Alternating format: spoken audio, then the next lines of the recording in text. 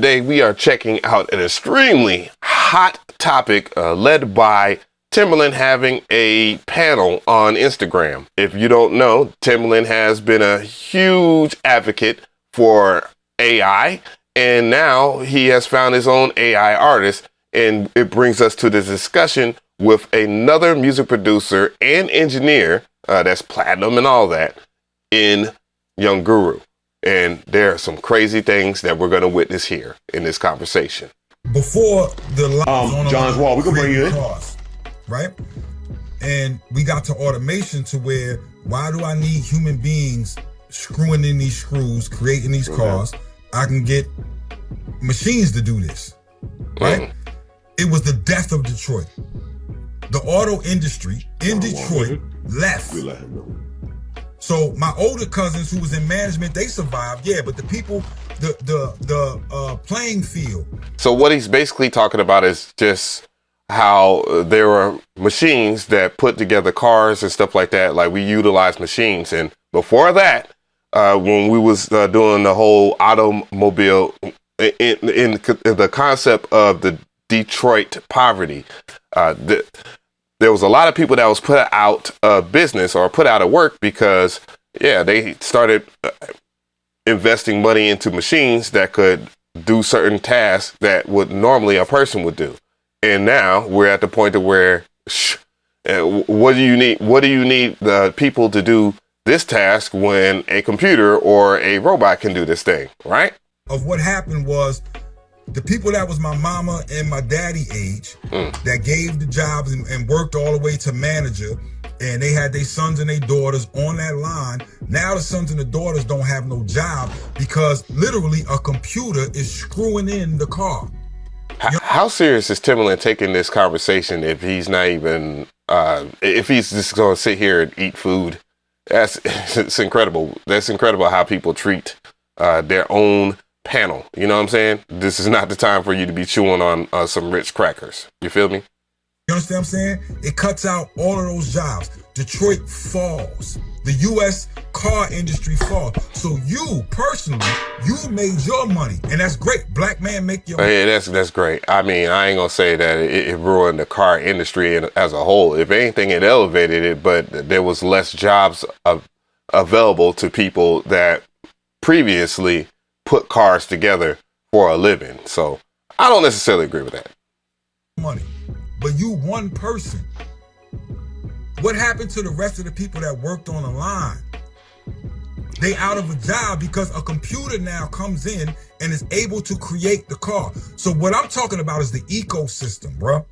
The ecosystem, and eventually your taste is going to be put. Do you again, when you see me looking down, I'm not lying to the people. I wrote this shit down so I remember. No, hold on, let me tell the people, Guru is my guy. This is the guy who's gonna give us the real. That's why you here. Right, my brother. No, of course, it's all in love. And if everybody look at my comment, and I can tell you right now, the Timberland, if all goes well, let's say that, you know, his AI artist is a hit and nobody really cares that it's not a real person that they're interacting with, and this music is just being auto-generated. And what's funny about the AI artist is, like, dude, there's plenty of services that can create music right now, like just the whole production side of it or whatnot. Google has a service, Output, which happens to have ties with Timberland, has that service. Suno, or whatever the heck it's called, has that particular service, which, by the way, he has a whole entire lawsuit right now with another AI company, and it has to deal with him giving away trading secrets and different ideas that they probably had bounced back and forth during some type of business or whatnot, but the money wasn't there. But the actual point of what Young Guru is trying to reach is that, well, you have made your money. You've done so many different records with so many different artists, and the real thing is that you've had your interaction. Now it's about you just finding a new way to make money within an industry that is dying because of onset technology and many other things too, when it comes to record labels being so greedy and egregious with streaming platforms and making these types of agreements where No, the artist doesn't benefit from the money, but the labels, they definitely benefit from the money because they're the ones that hold the license to put this music out here. Now, Timberland does not care. He will never care if Young Guru is going to pass on a point. The entertainment industry is a beast of its own, and there's things that I will never understand because I will never be able to get with. And that's where the Young Guru is trying to arrive at. Like, you're going to ruin the future for everybody else, especially the people that will be on Beat Club, thinking that they're going to get placements and stuff like that. And I have another idea of that too, well, why Timberland would want to do something like this, because one, it would help benefit the people over there at Beat Club or whatever the case that want to get their placements and stuff like that. Because the average person, producer now these days, they don't really care about making an initial relationship like a Young Guru with Jay-Z and actually understanding and picking the brain to make some great music. All they care about is if they get a placement and then that they can brag on social media to everybody else or whatnot, that they got this platinum plaque and, you know, just hope that they can spin it into something else. And it's bigger than that. Music is way bigger than that. Music's more so about people, peer-to-peer relationships than it is about if you're going to have a quick hit record from something that you did on a computer or in your DAW or however else you would want to do your music, however you do it. I want to reinforce that, Tim, because that's even more than the topic that we're talking about. This is the way that we teach the youngins. Bro, I'm 51 years old, right? I'm trying to explain to my 18-year-olds about arguing versus building. This is the way we used to build, y'all. This is the way we used to build. So this is my brother. I love him to death. If you look at all of my comments, it says in. So, I mean, the reality of the situation is most people don't even understand what engineer's job is. An engineer's job spans further than just messing with some knobs, some sliders, and then accepting for what it is. Oh, well, this sounds like some great music. No, an engineer in its essence is a problem solver. And that is an art in its own because not many people can solve a problem. Some people, they know how to bring up a problem.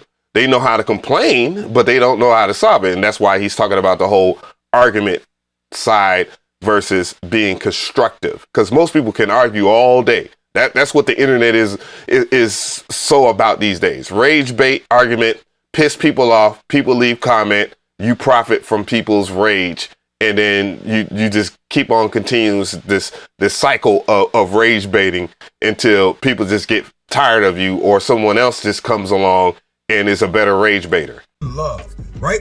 So a lot of the way that I argue is through asking questions. I love it. You know, I've been knowing you for years. I watch you do it. Yeah. You know, I've been through your stuff. You don't let me go there. Come on now. I know how you get down. Right.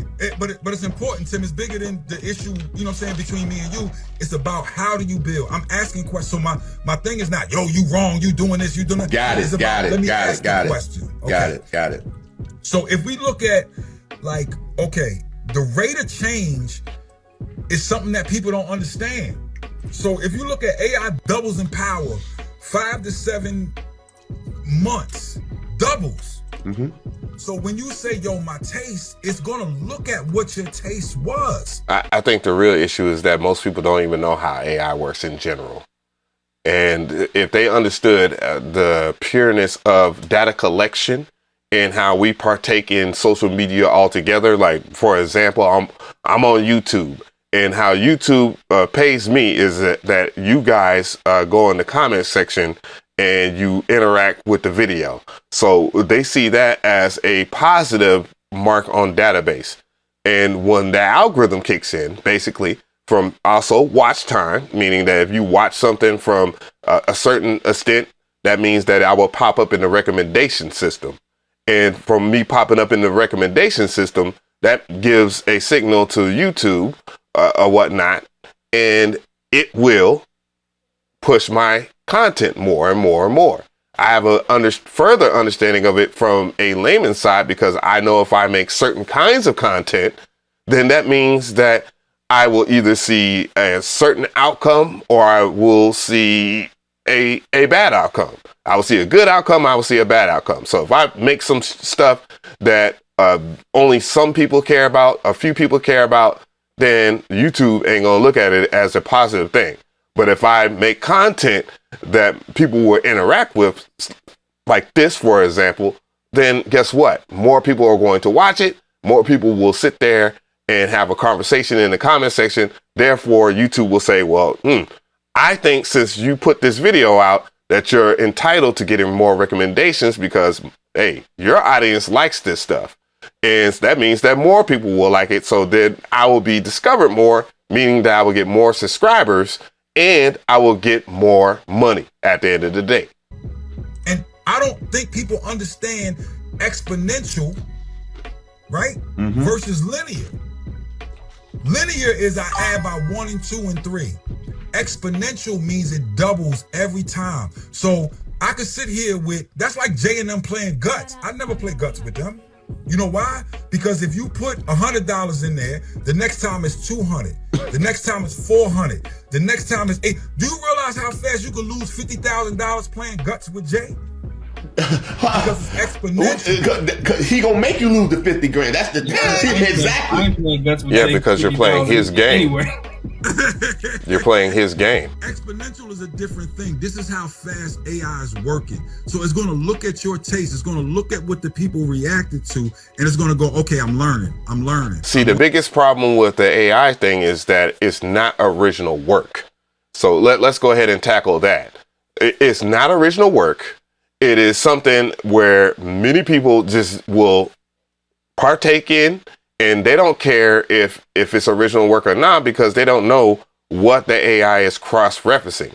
So if you want something like some soul, R&B, etc., 4/4 time signature, sound like X artist, what do you think it's going to reference? It's going to reference that artist, right? It's going to pull bits and pieces, or it should pull up bits and pieces. And don't let me get started on that because Suno has been proven that it takes people's existing work that's on the internet and within their web crawling, the web crawling side of the AI, because it's crawling the servers and picking out everybody else's bits and pieces of their work, or even taking whole pieces of original work made by people, which is the biggest problem with AI right now. Now, maybe down the line in the future, it won't be as obvious, but for right now, that's the biggest fear that everybody has, or the biggest problem that everybody has with it. And with copyright law being the way it is, many copyright businesses, or just the copyright law in general, don't know how to take upon this whole AI stuff, because if it's cross-referencing a whole bunch of original pieces of work, similar to like if I was to go and sample, let's just use Jay-Z as an example. I sample a bit of his work and then I make it into my quote unquote original piece. I still owe Jay-Z credit, right? Because I did cross-reference his work. And let's just say I do a quote unquote original work. I don't sample nothing, but it's similar to something that Jay-Z has done. What we would call that back in the day is interpolation, which means you still got to credit the original source for that work. That's the biggest problem with AI right now. This kind of AI that they're using, which is generative AI, is that it's generating and cross-referencing things that exist already to make a new piece of work, and people are not being credited for it. That's the biggest thing that was a problem with DALL-E and ChatGPT. And it still exists to this very day because it's still cross-referencing other pieces of work and then not referencing those points. People are passing it along, writing books with it, and not even knowing where the source is from and not caring because they're looking at it as an original piece of work. And that's the biggest issue with generative AI. Now, my problem with AI as a whole, when we're talking about this, and I'll have this video linked in the description box, is you're taking the element that matters the most out of making music altogether. And the biggest problem with people wanting to work with AI is that it's not a real person. So you're not having real dialogue.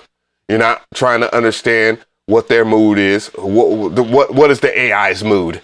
You know what I'm saying? That's different from when young Guru and Timberland was working with Jay-Z, because Jay-Z has a mood. He has a vibe. There were certain things that he wanted done to the production of his song, the engineering side of the song, to make that song work. And when it worked, right? With AI, you're not worried about that. You're not having those kind of conversations. You're not truly tapping into the potential of on-said artist or musician, and nor would you even care. And that, to me, is the biggest threat known to mankind. And that's where AI is overstepping its boundaries, especially in something that we all love, right? We all love this, right? I'm asking you guys, do you really love making music to the point to where you rather work with an AI over an actual person? Because that's what's missing with music altogether. I hate to reference Kendrick Lamar and Drake's situation, but what made that moment a moment was the emotional investment in it. Like, people were like, oh man, well, Drake's the better rapper, or Kendrick's the better rapper. I want Drake to be to bust his ass. I want Kendrick to bust his ass. And when it all came down to it, it was about who is going to make who look like a fool. However, what we all came down to is like, man, this is the greatest time for music. It even made other artists jealous of on-said people, especially Kendrick Lamar, because they were like, oh man, I don't really care about Kendrick Lamar's music or whatnot. Oh, he's rapping about all the stuff he talking about is all that black empowerment, slave movement type shit. And then but still, there was an investigation of someone being emotionally invested into the whole entire beef for what it is, to check out both people's catalogs. And it made the record labels a lot of money. However, it made people have a discussion. And with AI, what's going to be the real discussion after outside of, oh, this is AI that's doing this? Oh, it sounds cool. Everything is lost from there. Again, get into the comment section. How you feel about this? Link will be in the description box. I know this is a long, drawn out video, but you know, I've seen this being floated around the internet, and I just want to weigh in and see where you guys were at with it. You feel me?